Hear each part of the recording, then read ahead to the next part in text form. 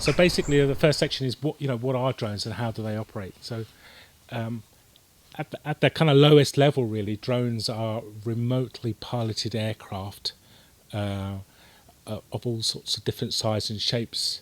But even that kind of definition is rapidly getting out of date, really, because increasingly drones are flying autonomously. That is, not directly piloted by somebody on the ground with a joystick, but they kind of take off by themselves, fly pre-programmed missions, and can come back and land all by themselves. But that's getting a bit ahead of ourselves. We'll come back to that. So while there are kind of dozens of different types of drones, hundreds possibly now, there are basically two categories of military drones. And one of the things that I'm going to be focusing on in this session is the use of drones by the military, and in particular armed drones. But there's a kind of whole issue about the use of drones or unmanned aerial vehicles in civil airspace, and we can talk again about that in the kind of section of kind of questions and comments, really. But basically, the military type use of drones, there are two types. Those that are used for intelligence and surveillance and reconnaissance, ISTAR, as the military jargon is, and those that are used for intelligence, surveillance and reconnaissance, but are also armed. And as I say, it's the kind of armed drones that I'm going to kind of concentrate in particular on. And armed drones were kind of first used, really, in the Balkans War, so in the 90s. And then it gradually increased, and very, very slowly at the beginning. And there was about a total of 9 drone strikes between 2004 and 2007. And then there was a very rapid change. By 2010, there had been more than 100 drone strikes, US drone strikes in 1 year by the US and Pakistan. And the rate of use has increased. So in the first 6 months of this year, for instance, there's been 100 British drone strikes. Never mind the kind of hundreds of US drone strikes, not just in Iraq and Syria, but also ongoing in Pakistan and Yemen and Somalia. And Israel too regularly carries out drone strikes, not only in the occupied territories, but there's good evidence that Israel too are using drones beyond their own borders in Sudan and Egypt and other places. So people say to me, why has there been this rapid escalation? So for over the last decade, really. And like many things, there's not one simple reason, but a combination of reasons. Technological reasons have led to the rise of drones, really. The ability to kind of miniaturize technology and make it much smaller, but also the growing availability of military hardened satellites means that drones can be controlled over great distances. Strategic reasons, really, the ability of drones to remain up in the air for much longer than piloted aircraft. They're traditionally piloted. I mean, the kind of technical, the terms here are difficult because the kind of pro-drone lobby say drones are still piloted. But, when we talk about piloted, you could say manned, but that's obviously a difficult term as well. So traditionally piloted aircraft can only really stay up in the air for between 6 and 8 hours, really, before the pilots are really too fatigued to be at their top concentration ability. So most military manned flights are only on the region of between 6 and 8 hours, whereas drones are staying up in the air for 12, 14, 16, 20 hours at a time now, and their crew are just swapped on the ground. So that gives a real strategic advantage to the military. Financial reasons as well, typically a kind of fast a piloted fast jet, sort of F-16s, F-15s, cost about $50 to $60 million, whereas a Predator or Reaper drone comes in at about $12 to $15 million. So they're much, much cheaper. And for political reasons, the idea that that your crew are completely safe, that you're not risking any of your own forces coming back in body bags. So for all these reasons, technological, strategic, financial and political, we've seen this rapid growth in the use of armed unmanned systems, and I think it will continue to rapidly increase over the next decade or two. Britain, we hear a lot about the US use of drones. I normally say that we don't hear very much about the British use, but we have this week. The UK began using armed drones in 2004, so more than a decade ago now, when the US set up this joint British-US Predator task force to use armed drones in Iraq. And because of that experience, Britain bought its own drones in 2007 and began using them in Afghanistan from 2008. Britain doesn't give much detail about the circumstances about their use, why these particular drones are being used, in which circumstances, who they're targeting. All that remains quite secret, and there's a lot of difficulty about the secrecy surrounding the use of drones. But because of the push by ourselves, Drone Wars UK and Reprieve and other organisations, there has been much more beginning to be some what I could kind of describe as metadata, really. Not the details of what's actually happening on the strike, but the number of strikes that have happened, the number of weapons, the number of missions. So we're beginning to get this detail, but not the kind of detail about the casualties on the ground or what the impact is on the ground. So it's important to know that the kind of drones themselves, and we're talking here about the big armed drones, the Reapers and the Predators, and we can say more about the kind of future drones that are coming on, are actually in the theatre of conflict or in that region. So when we were in Afghanistan, for instance, Britain's and American drones were based in Afghanistan, and then they take off, they're launched there by crew locally, and then when they get to 3,000 or 4,000 feet, control is then handed over to pilots sitting thousands of miles away, as we know, either in Creech Air Force Base in the Nevada desert, or since 2012 from Waddington in Lincolnshire, which is the kind of home of Britain's drone warfare, really. The UK now has 10 armed drones. They were 5 have mostly been in operation in Afghanistan, and then just last year we doubled the fleet and another 5 came into service. At the end of the Afghanistan operations, there was this big question about what would be the future of Britain's armed drone warfare. Will we continue to use drones, even though we said we bought them strictly for use in Afghanistan, or would they maybe be deployed overseas to a base in the Gulf or into Africa, perhaps, for operations there? But then the rise of ISIS happened last year, and it was pretty clear, and it happened that the UK deployed their British drones alongside American drones to the Middle East for use in Iraq. And they've also begun to be used, as people may know, in Syria, even though, of course, there's only parliamentary authority for use of drones of military force in Iraq. They have been slipping across the border into Syria, and we can talk a little bit about the ethics of that in a minute. But that's just a little bit about what drones are and how they operate. Before I kind of go on to the kind of ethical and legal issues and the implications of the use of these unmanned systems in warfare, I like to kind of open up for some questions really about the basics. Don't be afraid to ask how these systems work. If anybody has any questions about that, please do chip in. Richard, is it? Yeah. If you see a drone in, say, electronic shops, it's got 4 propellers on it. It's a helicopter thing. There's another kind with 1 propeller on the back. I know what differences to describe, but what are they used for? Well, the kind of drones that are available in shops here are very different from the drones that were used in warfare, the Predator and military. The size, for instance. So I didn't mean about the size, but I mean, why would you have one drone that hovers a lot, and then the other one has to cover greater distances? The one that hovers a lot, what's that used for? Well, the drones that are here are for sale are mainly used for photography and filming. That's what most.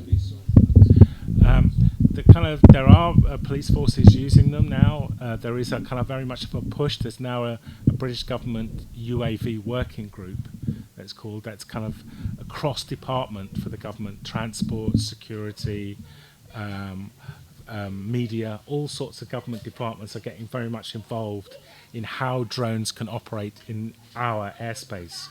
You can use a drone in British airspace at the moment, but it's fairly strictly controlled. Unless you're using it for kind of private hobby reasons that you're not earning any money from it, you have to get what is effectively a license. It isn't called a license, but in effect, you have to get permission from the Civil Aviation Authority. But if you're just using it for yourself, you can fly it around as long as it doesn't go beyond your line of sight, which is generally about 500 feet, or higher than 400 meters, I think it is. I've forgotten what it is. But there are increasingly more restrictions on the use of drones in civil space because inevitably these systems crash. Inevitably, people don't want, their neighbour having a drone and flying over your property while you're in a garden. So there have been a couple of court cases already. Somebody flew a drone over BAE Systems submarine development, and the police and the security service were very worried about that. It turned out it was just some guy flying his drone for a hobby. But increasingly, there are and I don't know if people remember, there was a match between Serbia and Albania, and people flew a drone carrying the Albanian or Serbian flag, and that caused a kind of riot. So, and just this week, a drone crashed into the tennis open, where people were playing tennis. So increasingly, there is this issue of how drones are being used in civil society, and that's going to be a big issue. The reason that drones don't fly that far that are available in the country is because it takes quite a lot of power to do that, and you need a big drone, and B, most people just want to fly drones that in a short distance. The longer the drones can fly in terms of time and distance, obviously they're much more expensive they are.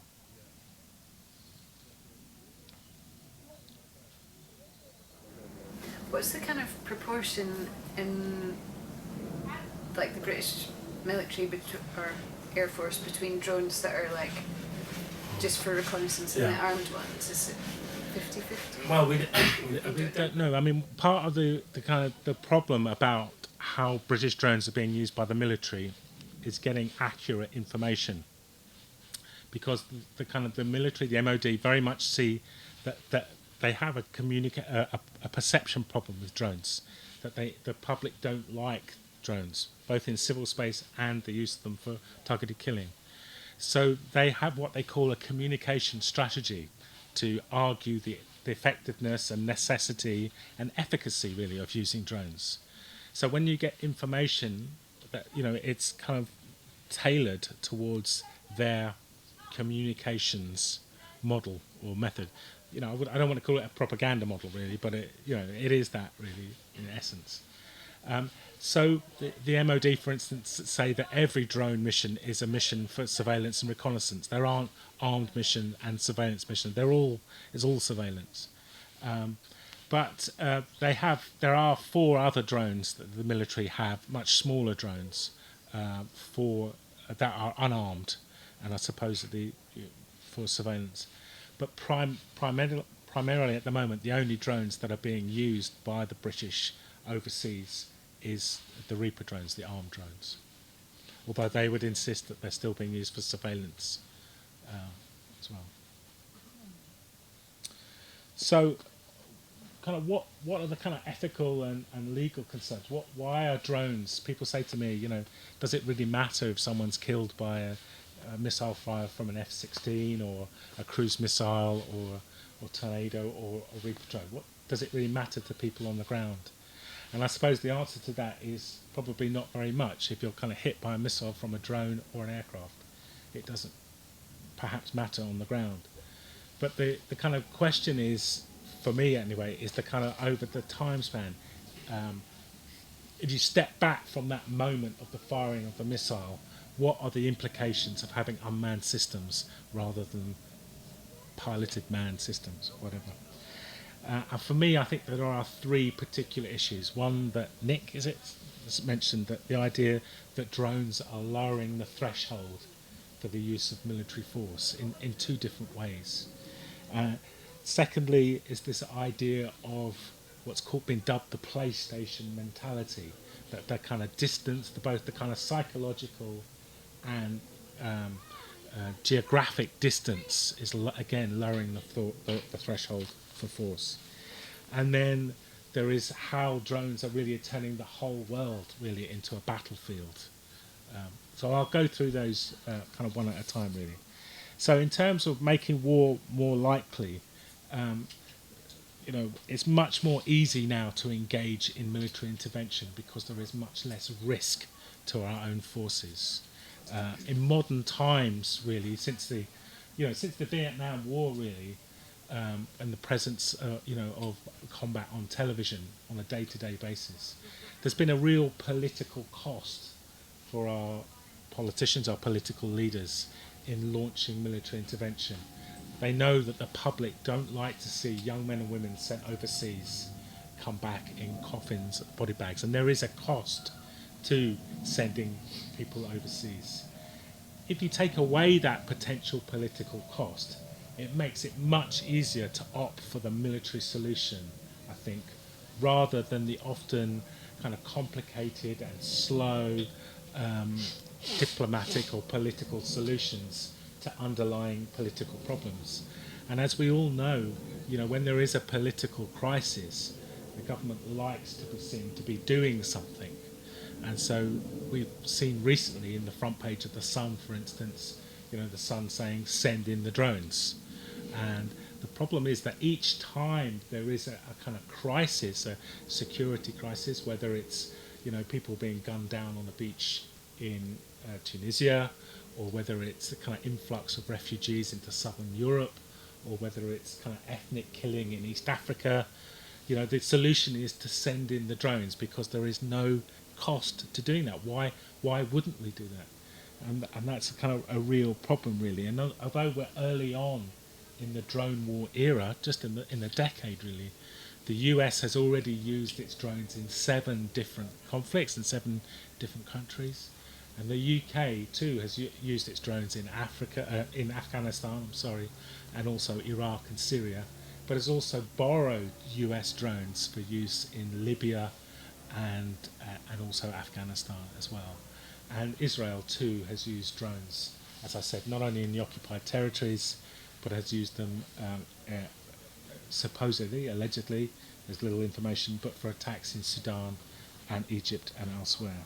So I think there is a real problem with this use of drones because of the lack of political cost, that it's much easier to launch intervention. And I think if we look, for instance, at Pakistan, where the US has launched hundreds of drone strikes, it's very difficult to see that the US would have sent piloted aircraft into Pakistan in the way that they've sent unmanned drones.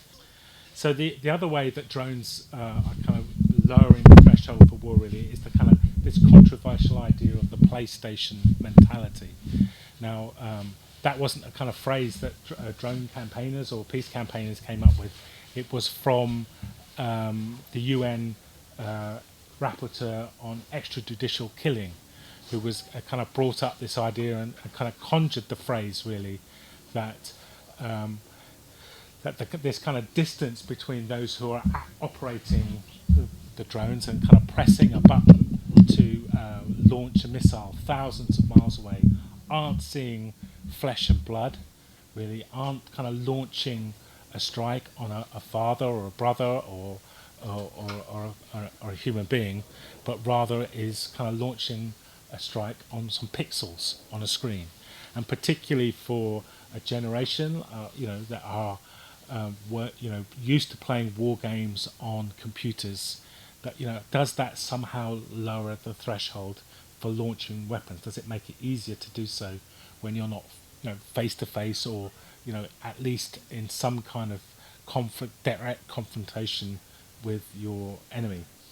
And now I know very much that the military dislike this idea, and I've been challenged by it many times, and but there is some evidence, or rather there is one piece of evidence, that, concrete evidence for this. It was a strike in 2011 where 23 Afghan civilians lost their lives in Afghanistan. And because so many civilians were killed in this one strike, there was a military investigation to it. And thanks to the work of the Los Angeles Times, actually, who got it released under Freedom of Information, we can see that the kind of military investigation very much put the cause of this civilian loss of civilians on the attributed it really to the Predator crew, who they use very kind of military language to say that they had a propensity towards kinetic operations, is how they put it. But basically these guys were bored, not to put it too fine a point on it, and wanted something to happen. Predator crews and Reaper crews spend hours and hours and hours looking at video feed, and it's very boring and damaging, and people may have seen that they sometimes end up playing computer games as well at the same time while they're doing this, because it's boring. For hours and hours the drone is just going to where it's supposed to be, and quite a lot of the time it's on pretty much automatic pilot. So these guys, we have the kind of transcripts of this strike, and basically what was happening is that they were following this convoy of 3 vehicles, who they, through their eyes they saw that they were insurgents who were trying to outflank a group of American soldiers on the ground, and that they kind of talked about, through their screens they could see that these people were praying, that these people looked like they had guns, and they kind of said at one time that somebody else who was watching, because as well as the Predator crew there are other intelligence analysts also looking at the video feed, and one of them said it looks like a child, and the Predator crew said no, it's a middle-aged, a military-age male, which is this kind of term that has now subsequently been banned. But the idea is that anyone really between the age of 12 and 70 is a military-age man, and therefore a potential target. Anyway, unfortunately the strike went ahead and these 23 civilians were killed. So although that's only one piece of evidence, one example of the way that drones in the actual theatre can lower the threshold, we do need much more information about the circumstances and details of how these systems are being used on a day-to-day basis. The third way, sorry, I'm talking too much. I promise I'll check the time to see how much I'm talking. The third way that drones are lowering the threshold really is through what we call the expansion of the battlefield. Everywhere now becomes part of a war zone. Obviously in certain circumstances, when is a war declared a war? And we have that situation in Iraq and Syria. At the moment, under international law, the UK is only authorised to use force in Iraq because we've been invited in by the Iraqi authorities to assist them in their fight against ISIS. The situation is difficult in Syria. But obviously lots of people say, well, there's a battlefield in Syria, what's the problem? And that's one of the ways that drones are lowering the threshold, is because we can now just kind of fudge the issue of international law. The same in Pakistan for the US, which was authorized to use force in Afghanistan but not across the border in Pakistan. And so the use of these systems really kind of fudges that international law line. But there's another way that drones do this as well, is because of what's called the precision narrative. Whenever anybody talks about drones or remote warfare, it's always pinpoint accurate, precise strikes. This idea that you're just taking out the bad. It's kind of like a reverse idea of the rapture. The evangelical idea that at the end of days, all the good people will be taken up and all the bad people will be left behind. This kind of precision strike narrative is like the inverse of that, really. You can just pluck out the bad guys and leave all the innocent behind. And in a way, drone warfare and precision strikes, it's kind of rehabilitating the idea of war. War is no longer the hell it once was, because we can just simply take out the bad guys and leave all the innocent behind. Unfortunately, the reality, that's nonsense, The reality is that hundreds of civilians have been killed that we know about in Pakistan.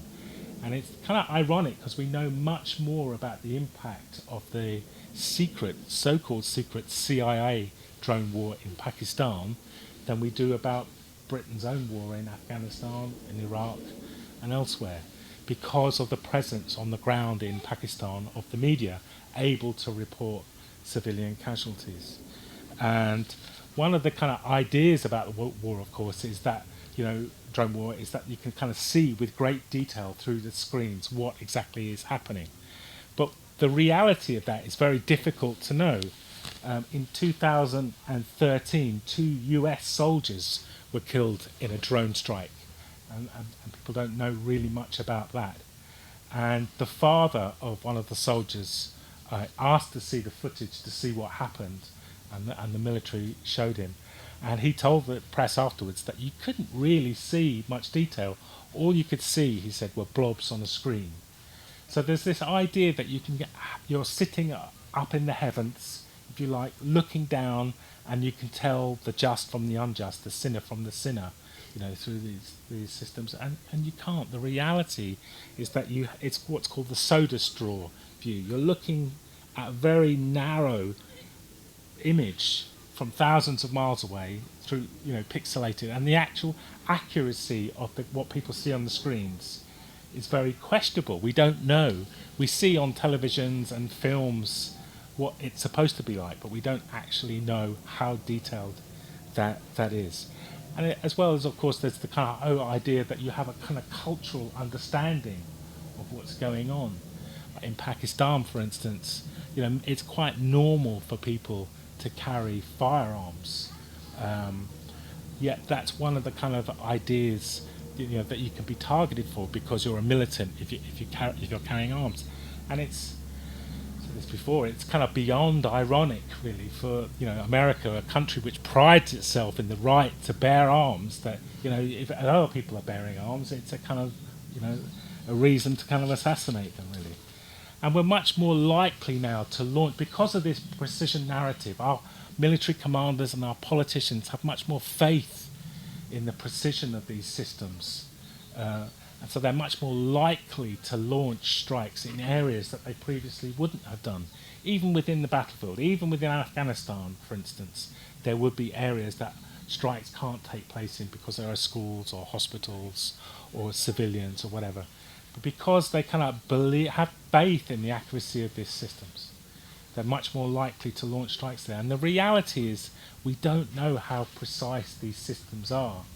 Obviously, they're much more precise, much more precise than they were 50 or 60 years ago when it took 1,000 bombs to be guaranteed to hit one target. They're much more precise than that. But, these things are measured in the circular error probability. That's the technical term. They will have a 10 feet or 60 feet measure of accuracy. And there are all sorts of problems with that. The weather, smoke on the battlefield. Often when there is a strike, often several weapons are launched, and the first explosion will throw up into the air dust and debris and whatever, and that affects it's supposed to be following a laser guidance, and that's all affected by that. So there's this kind of huge myth of the precision of these systems, but there is great questions about that. So I realise I'm talking quite a lot. Where are we? 2 o'clock. So what are we? So we only got 15 minutes. So just very quickly, I just want to talk a little bit about the kind of legal and human rights. We've heard quite a little bit about that this week because of the use for the first time by British forces of a drone for targeted killing. Now, I've been involved in following this for 6 years now, and I've many conversations with defence officials and military officers and MPs, really criticising. Privately, they would be very critical of the US for using drones in this way for targeted killing of suspects outside of the conventional battlefield. And many of them have said to me very privately, we would never do that. So it's something of a shock that now that the UK has agreed to do that and has started doing this, that we have targeted Rayad Khan and 2 other men for assassination in Syria without trial, without evidence.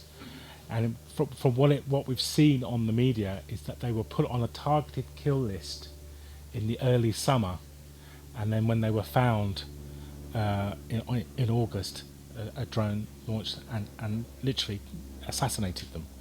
Now, under international law, and what David Cameron has said, their justification is that it was self-defence. Now, under both the international law version of self-defence and the domestic law version of self, there has to be imminence. There has to be an imminent threat for you to kind of use lethal force. But this doesn't tally with what we know about this strike. And what we do know from the US, for example, is that people are put on a kill list and they have a particular value. I have to be careful here. I'm not saying that the UK does this, but this is what we know about the US list. So, for instance, sorry Joe, if I use Joe as an example, Joe would be on the list and she would have a value. Say her value would be 500. That would be a value given. And civilians have a value of 200, other militants 100, a child maybe 300. And if the drones find Joe and the people around Joe add up to more than 500, then the strike won't go ahead. But if there's only one child or two drivers, and the value doesn't add up to Joe's value of 500, and then the strike will go ahead. And that's the way that we understand the quantification of this kind of this damage is done. It's very difficult, and it sounds to me very, almost Nazi, really, in that terms. I have to be careful saying things. But these are some of the kind of issues that we're being drawn into through the use of these unmanned systems. And that's before we begin to go into the autonomy. There is a real push now towards the use of drones much more autonomously. At the moment, we have individuals directly controlling drones. But the drones that are flying off the drawing board now into the air, the X-47B, the Tyrannus, all these other systems, don't have a pilot. They're not piloted. They fly autonomously. And the reason for that is because of the desire to take humanity out of the kill chain. You know, that humans are no longer quick enough, humans are no longer ruthless enough, and there is a desire to remove that in the military.